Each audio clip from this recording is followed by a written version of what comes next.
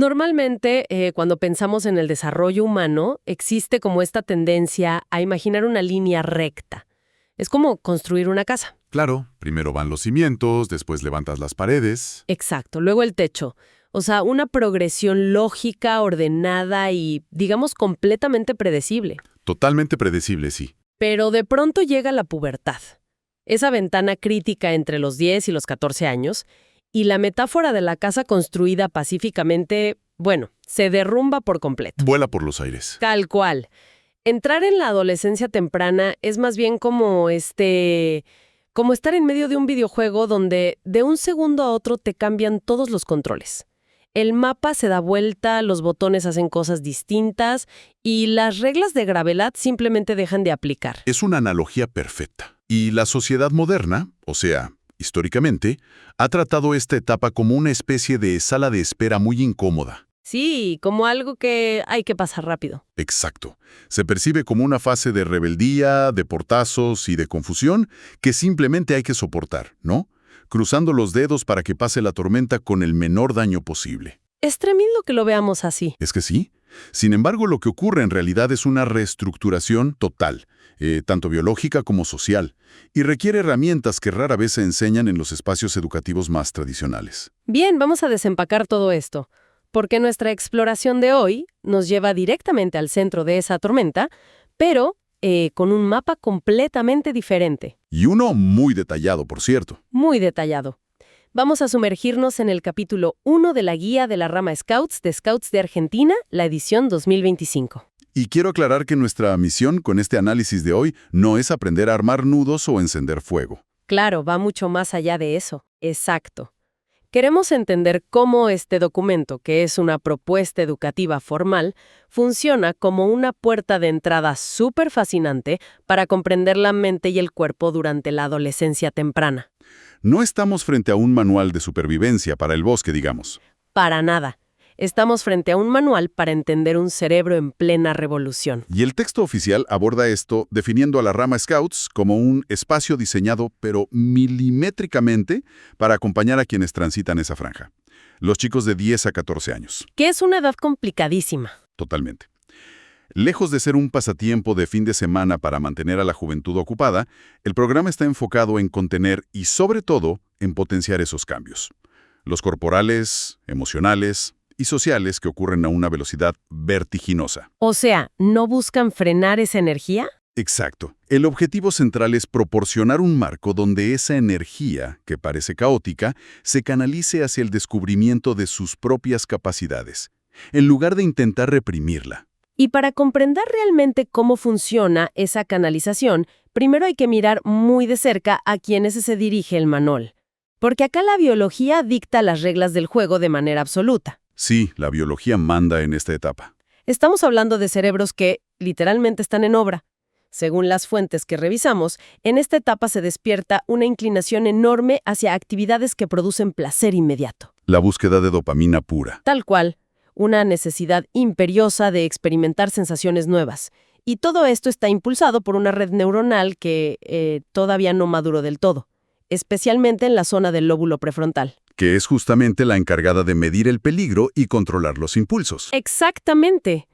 Es como tener el acelerador a fondo y los frenos todavía en la caja de herramientas.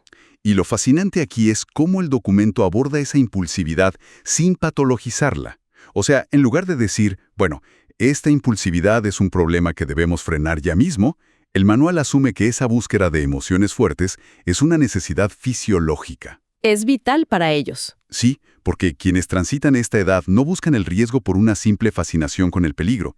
Necesitan experimentar y probar sus límites físicos y sociales, porque esa es, digamos, la única manera en que el sistema neurológico recibe la información necesaria para terminar de madurar. ¡Wow! O sea que el riesgo es información para el cerebro. Exacto. Y esto se suma el vacío de identidad. Durante la infancia, la identidad está 100% ligada al núcleo familiar, pero al llegar la pubertad, esa identidad infantil se desecha, ¿no? Claro, ya no quieren ser el nene o la nena de mamá y papá. Tal cual. Y eso deja un espacio en blanco que, por pura supervivencia emocional, debe llenarse de inmediato con la aceptación de un grupo de pares. Y el miedo al rechazo de esos pares es tan fuerte, o incluso más fuerte a veces, que el deseo de separarse de la familia. El texto lo expone de una manera que, la verdad, resuena muchísimo con la vida cotidiana actual. Sí, es muy contemporáneo. Un simple me gusta en una red social, un mensaje o la indicación a formar parte de un grupo no es un detalle menor para alguien de 12 años. Representa oxígeno. Es la validación absoluta de que existen en el mundo. Totalmente. Pero aquí es donde el texto me genera cierta fricción y quiero hacer un poco de abogada del diablo. A ver, adelante. Si tenemos un cerebro impulsado por la búsqueda de dopamina, con este lóbulo prefrontal inmaduro que decíamos, que no calcula bien los riesgos y que encima es súper susceptible a la presión de las amistades, Ajá. ¿no resulta extremadamente peligroso otorgarles autonomía? O sea, suena a que estamos actualizando el sistema operativo de una computadora mientras ejecutan 30 programas de alta exigencia de forma simultánea. Todo parece a un milímetro del colapso. Exacto, da muchísimo vértigo. Es que esa inestabilidad del sistema es precisamente el requisito indispensable para instalar la versión final. Si nunca se fuerza la máquina, la actualización falla directamente. Ah, qué interesante forma de verlo. Y el manual responde a esa fricción aclarando un concepto vital, y es que autonomía no es sinónimo de abandono. El gran error de la visión adulta suele ser polarizar, o se aplica un control absoluto sobre ellos, o se sueltan las riendas por completo y que hagan lo que quieran. Claro, los dos extremos. La propuesta del documento es crear un laboratorio de experimentación social y físico. Necesitan un espacio donde puedan probar los límites de ese cerebro impulsivo, pero bajo una estructura de orientación que no resulte asfixiante. Entiendo. O sea, las personas adultas en el rol de educadores actúan como una especie de red de seguridad invisible. Exactamente, garantizando que el colapso de ese sistema operativo no deje daños irreversibles. Permitan que la etapa de florecimiento ocurra a través de la experiencia directa, y no mediante discursos preventivos aburridos. Y esa maduración de la que hablamos no ocurre en un vacío mental. El cerebro necesita calibrarse utilizando el cuerpo como herramienta de medición en el mundo físico. El cuerpo es el vehículo, claro. Y aquí el documento introduce un término técnico brillante, que es el esquema corporal, porque este cuerpo también acaba de sufrir una actualización radical de hardware, digamos. Sí, cambian de dimensiones casi de la noche a la mañana. Pasan de ser niños a tener brazos y piernas larguísimos. Y el esquema corporal no es más que la imagen mental inconsciente que cada persona tiene de su propio cuerpo. Su tamaño, su fuerza, el espacio que ocupa. Claro. Durante la pubertad los huesos se alargan, los músculos cambian y el centro de gravedad se desplaza tan rápido que el cerebro se queda con un mapa desactualizado de su propio cuerpo. De ahí viene esa torpeza clásica de la etapa, ¿no? Tropezar con los propios pies o llevarse puestos los marcos de las puertas. Sí, son pura torpeza. Y el desafío educativo, según marca el texto, es que aprendan a manejar este envase nuevo. Necesitan desarrollar desde cero la conciencia corporal para valorar sus posibilidades reales y evaluar hasta dónde pueden llegar de forma segura. Y aquí es donde se pone realmente interesante, ¿eh? Porque la solución que propone el manual para recalibrar este esquema corporal no es recomendar una dieta o ponerlos a hacer ejercicios frente a un espejo en su casa. No, para nada. La propuesta central es poner el cuerpo en movimiento en el exterior. Y no es un paseo cualquiera por la plaza del barrio. El texto habla de cargar una mochila pesada, de transitar caminos ignorados, dormir bajo las estrellas, cruzar cuerpos de agua y preparar el propio alimento. ¿Tienen que poner el cuerpo de verdad? Totalmente. Incluso hay una admisión muy audaz en las páginas. El manual reconoce que el patio de grupo, o sea, ese lugar seguro y cercado donde suelen reunirse semanalmente, resulta completamente insuficiente para encontrar la aventura real. Les queda chico. Sí, tienen que abandonar el nido. Pero leyendo esto me surgió una duda genuina. ¿Por qué se insiste tanto en el entorno agreste? Al principio pensé, bueno, ¿acaso no pueden calibrar su cuerpo y aprender a trabajar en equipo en una cancha de básquetbol o, no sé, en un gimnasio cerrado? Es una excelente pregunta. Y si conectamos esto con el panorama general de la psicología del aprendizaje, la respuesta radica en el valor de la imprevisibilidad. ¿Imprevisibilidad? Sí, o sea, un gimnasio cerrado o incluso el patio de una escuela representan entornos súper controlados y estáticos. El suelo es liso, la temperatura es constante, la iluminación es perfecta siempre. Claro, no hay sorpresas. Exacto. La naturaleza agreste elimina todas esas comodidades y lanza variables impredecibles segundo a segundo. El terreno tiene raíces ocultas, el clima cambia abruptamente, y el fuego, por ejemplo, el fuego necesario para cocinar la cena no se enciende apretando un botón en la cocina. Ni de casualidad. Requiere una técnica que el viento o la humedad de la madera pueden arruinarte en un instante. Enfrentarse a este nivel de fricción forza a los chicos a calibrar su nuevo cuerpo en situaciones donde las respuestas simplemente no están prefabricadas. O sea, imaginemos la escena, ¿no? Tratar de encender un fuego con leña húmeda mientras empieza a oscurecer en el bosque, con el humo dándote en la cara y todo el grupo esperando atrás tuyo para comer. La presión es real. La frustración física y mental debe llegar al límite absoluto. Y exactamente en ese punto de frustración es donde ocurre el aprendizaje profundo. Al lograr encender ese fuego, o al lograr cruzar un arroyo pisando piedras resbaladizas con una mochila a cuestas, ahí es cuando evalúen sus límites de manera genuina. ¿Adquieren certezas reales? Reales, no teóricas, sobre sus capacidades de supervivencia y de cómo resolver problemas. Esta exploración táctil del mundo está íntimamente ligada a la exploración de nuevos territorios vitales. Al ampliar el horizonte geográfico, atravesando un bosque o escalando una pequeña colina, el horizonte psicológico de ese joven se expande en la misma proporción. Literalmente están forjando resiliencia psicológica a través del barro y el cansancio físico. Es una metáfora hermosa, sí. El mensaje oculto es como: si fui capaz de levantar un refugio en medio de la lluvia, la próxima vez que tenga que rendir un examen aterrador en la escuela o enfrentar un conflicto social complejo, tendré la certeza interna de que puedo sobrevivir a la incomodidad. Tal cual, esa es la confianza que se llevan. Pero, mientras dominan ese ecosistema físico tan salvaje, de forma paralela deben navegar por un ecosistema social que, a los 12 años, resulta igual de agreste: el grupo de pares. Y el manual entra en un territorio fascinante al describir cómo se agrupan. Sí, utilizando un término muy específico. Sí, un término que en el mundo adulto suele estar cargado de muchísimos prejuicios. Habla sin rodeos de la pandilla. Y el uso del término pandilla en el texto es muy deliberado, ¿eh? La propuesta educativa no intenta formar grupos asépticos de jóvenes silenciosos, ordenados y perfectos. Reconoce de lleno la naturaleza tribal de la adolescencia. Es que son tribus, literalmente. Sí. Las patrullas Scouts funcionan orgánicamente como pandillas porque se reúnen por afinidades extremas y buscan desesperadamente reforzar esa identidad compartida. Y lo hacen a través de elementos visuales y auditivos muy marcados, digamos. Sí, adoptan nombres simbólicos, utilizan vestimenta similar. Desarrollan códigos secretos, insignias, un humor interno que es totalmente incomprensible para el exterior y hasta ritos comunes. Y todo este engranaje funciona como un mecanismo espectacular de defensa y autoafirmación. Funciona como un capullo protector inquebrantable, ¿no? El mundo exterior, que está liderado por adultos que no comprenden sus nuevos intereses, les resulta amenazante. Y la propia confusión química que llevan por dentro les genera una inseguridad brutal. Claro, así que la pandilla actúa como un escudo. Hablan igual, se ríen de las mismas cosas y rechazan de plano lo que sea diferente porque, bueno, la uniformidad absoluta les brinda la seguridad de pertenecer. El famoso miedo a quedarse afuera. Exacto. Pero aquí salta una tensión enorme en el texto. Casi una paradoja, diría yo.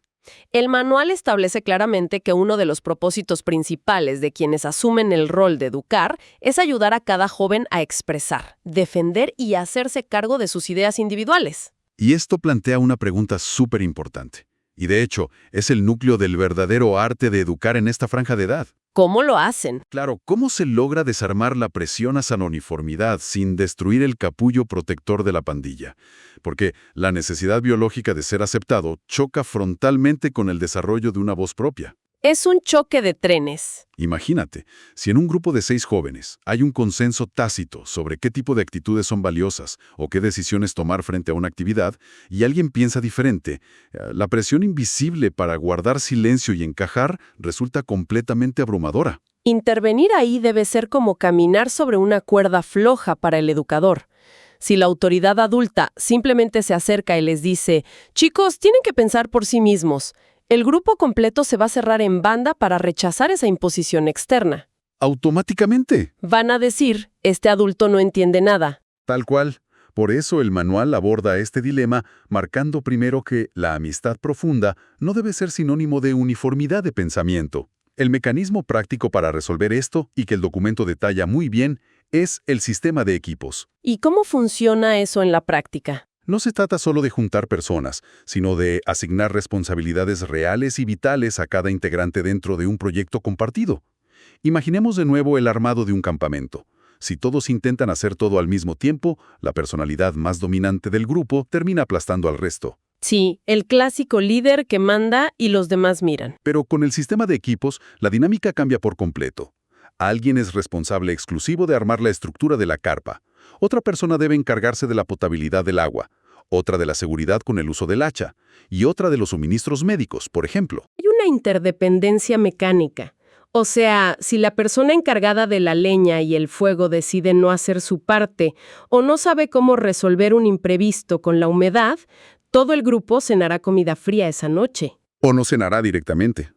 Y es mediante esa interdependencia mecánica que la individualidad se vuelve indispensable. ¡Qué buena estrategia! El grupo comienza a valorar la capacidad de pensar diferente, porque la supervivencia y el éxito del proyecto dependen de que cada persona asuma su rol y tome decisiones autónomas. O sea, necesitan que el otro piense bien. Aprenden, mediante la experiencia directa, que levantar la voz o proponer una solución distinta al problema de la leña húmeda o incluso hacerse responsable de un error no resulta en la expulsión de la pandilla. ¿Qué era su mayor miedo? Exacto.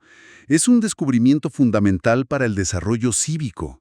Se puede tener una voz disidente, se puede ser individualmente fuerte y aún así mantener intactos los lazos de pertenencia y afecto con el grupo. Romper el cascarón de la uniformidad sin perder a las amistades, eso es clave. Entonces, ¿qué significa todo esto cuando pasamos de levantar carpas a la convivencia social pura? Porque para que este frágil equilibrio no decaiga en anarquía, donde cada quien hace lo que quiere amparado en su individualidad, hace falta una estructura. ¿Necesitan un marco de contención? Sí. El texto avanza explicando cómo la patrulla y la unidad Scout operan como lugares seguros de convivencia. Y me detengo particularmente en la mención a que son espacios para encontrar información confiable. En una era donde el bombardeo de Internet y los rumores de pasillo dominan la vida adolescente, construir un filtro de realidad resulta vital. Es que, en medio de tanta información desregulada en redes, que suele generar enormes picos de ansiedad, la unidad ofrece un anclaje. Pero ojo, el método detallado en el documento no consiste en sentar a las y los jóvenes en un círculo para que escuchen un monólogo moralista impartido por una figura adulta. La clásica charla aburrida. Claro, eso no funciona. La estructura de seguridad se basa en la creación de un marco donde el debate es la herramienta principal. Es un lugar diseñado para compartir vivencias y resolver fricciones interpersonales reales. ¿Debatir y consensuar? Sí. Y a esto se suma el énfasis del manual en promover, de manera muy consciente, la construcción de relaciones sanas entre mujeres y varones, basadas en el respeto mutuo, el cuidado de sí mismos y la solidaridad mutua frente a los desafíos que se les presentan. Tratando de visualizar esto a nivel práctico, ¿no? Estamos contemplando a grupos de 12, 13 o 14 años debatiendo en la mitad de un área natural, argumentando sobre qué ruta tomar, decidiendo el menú de la semana y resolviendo conflictos, cediendo posiciones, escuchando argumentos y empatizando con quien piensa diferente. Suena a ciencia ficción a veces. Es que, analizado en frío, este nivel de resolución de conflictos es algo que muchísima gente adulta, en posiciones de liderazgo dentro de oficinas corporativas o en ministerios de gobierno, jamás ha logrado dominar. Totalmente cierto. Cuesta creer que personas tan jóvenes logren ese nivel de organización pacífica. Cuesta creerlo desde la perspectiva tradicional porque, digamos, se subestima mucho la capacidad de esta etapa vital. La razón por la cual esta dinámica funciona no es magia, es la naturaleza de las reglas empleadas. ¿Cómo cambian las reglas? El documento se apoya en conocimientos de la psicología del desarrollo para establecer que, al entrar en la pubertad, la percepción de la norma cambia. Las reglas ya no son vistas como decretos mágicos impuestos verticalmente por figuras de autoridad incuestionables, como pasaba en la niñez. Claro, ya no sirve el porque lo digo yo. Exacto. Comienzan a comprender que la norma solo tiene valor si reposa sobre el consentimiento mutuo. Pasan de la obediencia ciega a la construcción de un contrato social a pequeña escala. ¡Wow! O sea, empiezan a operar como una pequeña república en el medio del bosque. Tal cual. Y el manual estructura esa pequeña república creando órganos de gobierno reales dentro de la unidad. Habla de las asambleas, que funcionan como una especie de poder legislativo, donde todo el grupo vota y propone ideas. ¿Y quién ejecuta? Para eso están los consejos, donde se toman decisiones ejecutivas más puntuales. Y esta arquitectura democratiza el aprendizaje. Planteemos un debate cotidiano. La patrulla tiene un presupuesto limitado y deben decidir mediante consenso si ese dinero se destina a comprar una cuerda de escalar nueva o, no sé, ingredientes de mejor calidad para la comida del campamento. Un dilema importante para ellos. Sí. Si la asamblea vota sin pensar y se gasta todo en la cuerda de escalar, las consecuencias naturales se presentan esa misma noche a la hora de cenar raciones mínimas y aburridas. Ahí aprenden seguro. Es que al decidir los propios acuerdos de convivencia y gestionar sus proyectos, no están memorizando teoría democrática frente a un pizarrón escolar, la están ejerciendo. El resultado son ciudadanos y ciudadanas reales que asumen en el cuerpo las consecuencias de sus propias elecciones. Resulta fascinante, de verdad, observar cómo las distintas capas se entrelazan de manera tan precisa. Hay un cerebro biológicamente inclinado a buscar sensaciones nuevas, un cuerpo que necesita medir sus límites de fuerza urgente y una necesidad emocional absoluta de pertenecer a un grupo. Las 3 variables clave. ¿Sí? Y en lugar de intentar suprimir esa tormenta perfecta, la propuesta educativa toma todos esos elementos aparentemente caóticos y los canaliza, mediante proyectos al aire libre, decididos por puro consenso democrático. Es un diseño brillante. Esto transforma la lectura del material en una herramienta indispensable, no solo para quienes se educan formalmente dentro de los Scouts. Pienso en cualquier persona que conviva con la juventud, desde la docencia en escuelas, el entrenamiento en clubes deportivos o hasta las propias familias que intentan descifrar la transformación de sus hijos. Sí, cualquier persona debería analizar estos principios. Totalmente. Entender que la impulsividad adolescente no es una falla del sistema, sino el mecanismo exacto que el sistema utiliza para calibrarse hacia la adultez, bueno, te cambia por completo la óptica. Te saca de ese lugar de enojo constante. Claro, saber que requieren actividad física exigente para conocer su cuerpo, una validación social estructurada y el derecho a debatir sus propias reglas. Todo esto convierte la clásica frustración adulta frente a la rebeldía en una empatía muy profunda. Y este proceso de autonomía progresiva desemboca en un punto culminante que el documento explica hacia el final de la sección. A medida que los chicos van ganando capacidad de gestión, logrando resolver problemas internos y asumiendo verdaderamente el protagonismo de la aventura, la función de quien educa sufre una metamorfosis. Tienen que cambiar su rol. Exacto. El texto recalca con muchísimo énfasis que las personas adultas deben retroceder estratégicamente hacia lo que denomina la periferia. Intervenir menos, digamos. Sí, pasar del control directo de la actividad a un rol de motivación e inspiración invisible. Mantener la famosa distancia óptima. ¿Y qué sería la distancia óptima en este caso? Significa estar lo suficientemente cerca para garantizar la seguridad frente a un peligro físico real, pero lo suficientemente lejos para permitir que las y los jóvenes sean los únicos dueños de sus fracasos operativos y, por supuesto, de sus grandes triunfos. Ese repliegue estratégico hacia la periferia requiere un acto de valentía monumental por parte del mundo adulto. Implica la renuncia activa al control, que es lo que más nos cuesta. Nos cuesta muchísimo. Volviendo a la imagen inicial del videojuego donde cambian todas las reglas de manera caótica. El instinto más primario desde el lado adulto es arrebatarles el joystick de las manos porque parece evidente que el personaje va directo a estrellarse contra una pared. Sí, queremos salvarlos del choque. Exacto. Pero la gran lección del documento es que si nunca se permite el impacto controlado, jamás van a desarrollar los reflejos necesarios para esquivar los obstáculos reales del futuro. Es una preparación para la vida adulta, ni más ni menos. Totalmente. Toda esta inmersión en la psicología y la dinámica grupal nos deja con un pensamiento expansivo, algo que para quienes nos escuchan trasciende por mucho las fogatas, los nudos y las mochilas. Toca la esencia misma de cómo guiamos el crecimiento en cualquier ámbito de la vida. Sea cual sea tu rol. Ya sea criando en el lugar, gestionando a personas jóvenes que recién ingresan al mundo corporativo o intentando enseñar un oficio, queda una pregunta flotando en el aire que nos exige una respuesta muy honesta. A ver, ¿Cuál es? Cuando las personas a nuestro cargo comienzan a descubrir su propia fuerza, estamos realmente retrocediendo hacia la periferia para dejar que conquisten sus propios territorios y adquieran sus propias certezas.